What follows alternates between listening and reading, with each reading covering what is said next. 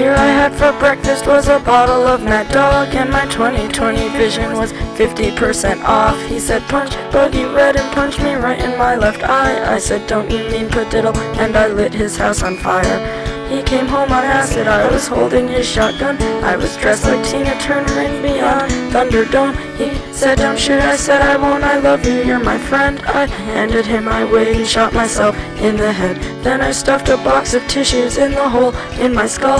I got in my Mazda and I drove to the mall. I bought a big Johnson shirt and some silicone tits. When I pulled out the tissues, they were covered with shit. And the beer I had for breakfast was a box of cheap white wine, and the boombox on my shoulder was a box of clementines. I ate every single one without noticing the mold. You said you're gross, my darling. I said no, I'm rock and roll.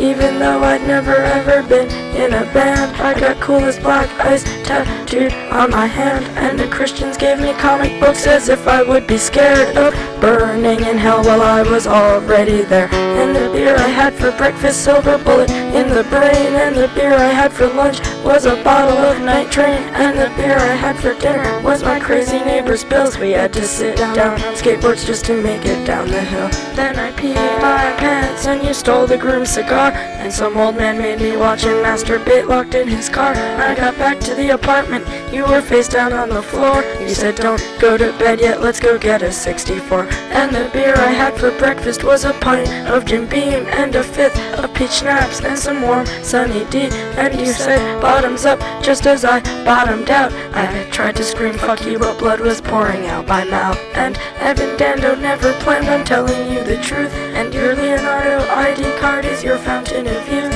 You can be a teenager for your whole fucking life. Just find some pretty sucker and make that bitch your wife. And I guess by now you all know my friend Danny broke his neck. He was driving home from Sirens when he got into a wreck.